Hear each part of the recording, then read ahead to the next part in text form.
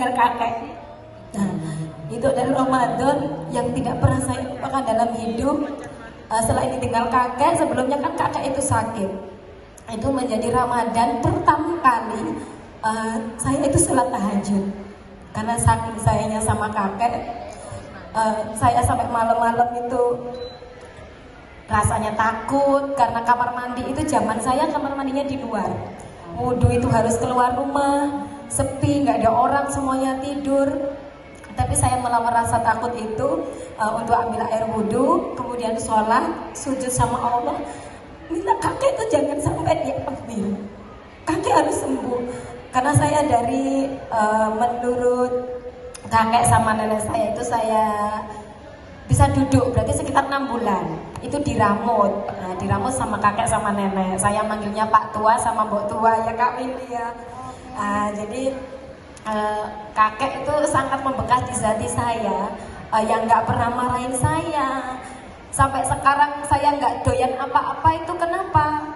Kalau ada pakar parenting itu yang bilang begini, kalau ingin anak Anda bermasalah silakan titipkan ke kakek nenek, kan gitu nih. Itu termasuk saya. Bukan, kalau neneknya begini bukan. Bermasalahnya apa? Nggak apa-apa. Saya itu kan nggak doyan makanan yang ikan, nggak doyan. Nah, milih-milih. Doyannya itu cuma peyek sama serundeng. Ya setiap hari dibikinkan itu.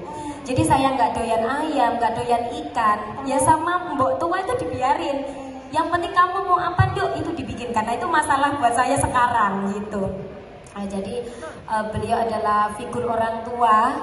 Jadi waktu beliau meninggal itu saya waktu itu sudah diramu sama bapak sendiri. Jadi waktu SMP saya sudah diminta hari kedua puasa 2023 itu bapak pamit dari rumah Mbah itu pamit, Pak, bahasa Jawa, Pak, aku tak mulai sih gugah arek-arek sahur gitu. Jadi saya dibangunin untuk sahur dengan saudara-saudara saya.